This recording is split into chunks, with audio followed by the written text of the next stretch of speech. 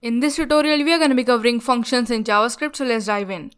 So functions in JavaScript are a block of code designed to perform a specific task. So to create a function in JavaScript, you have to type the function keyword like this, and after that a name for your function. In this case, I'm going to be giving it a name of greet because I want my function to log or print a simple hello world message to the console. And after that, round brackets and curly braces. In these curly braces is the body of your function. Inside this body, you can add multiple lines of code based on what you want your function to do. In this case, I want my function to just log hello world, so I'm going to be doing that. Hello world. And now if we run the program, we will get nothing in the console. That is because until now we have just declared our function. In order to use our function, we have to call it.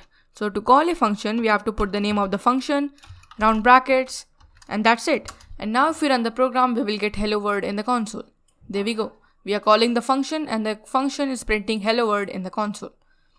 And we can call our function as many times as we want in our program. So if I again call my function, hello world would be printed 2 times in the console. So now that is clear, let us talk about how we can pass a value to the function. So to pass a value to the function, we have to declare something called a parameter. So a parameter stands for a value that we have to pass to our function in order to make it work properly. So we have to declare our parameter inside these round brackets next to the name of the function. So let's say I want to greet a person instead of putting hello world in the console. So I can create a parameter, let's say name, and now we can pass a value to this parameter, and instead of logging hello world, I can use this parameter in my function body. So hello name. And now every time we call our function, we have to pass a value to this name parameter. So let's say Ben. So I have passed this value to my name parameter. So a value passed to the parameter at the time of calling the function is called an argument. So this is a parameter and this is an argument. And now if we run the program, we will get hello Ben in the console, and there we go. And again, we can call our functions as many times as we want with different arguments. So if I call my function again, and this time let's say the argument is Masao, so we will be logging hello Masao in the console. So here you can see we are getting hello Ben and hello Masao because first we are calling the function with this argument called Ben. So we will execute this code and this value is going to be passed to this name parameter. So we will log hello Ben. And after that, we are calling the function again. So this code is going to be executed again. And now this value is passed to the name parameter. So we will print hello Masao in the console. So that is about how you can pass a value to the function. And now let's get rid of this. And now let's create a function to add 2 numbers. So I will be naming it add. And after that, we have to declare 2 parameters because we want to pass 2 numbers to our function. And then curly braces. So what I'm going to be doing is I'm going to be creating a variable, let's say result. And after that, I'm going to be storing the result of the addition of the parameter A and parameter B inside this result variable. And then instead of logging this result to the console, what I want to do is I want to return this result to the function call from the function. So to return something from the function, we have to use the return keyword. And after that, we have to put whatever expression and variable we want to return from the function. So in this case, result. What else we can do is we can just copy this expression from here and then we can put it here. And now we don't need to declare a variable inside this function because we can also return a expression.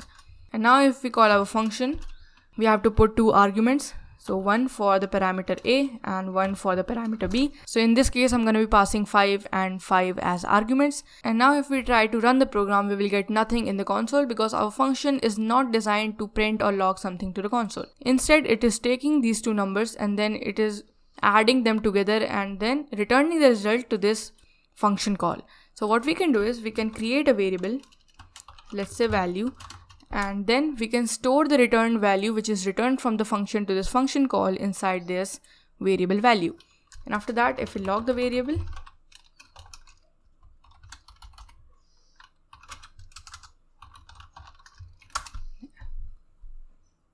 we will get 10 in the console because these 2 numbers are added together. So 5 plus 5 is 10. So let me again explain you what's happening. So we have created a function which is going to be adding 2 numbers. So in this case, we have declared 2 parameters. So every time we call the function, we have to put 2 arguments.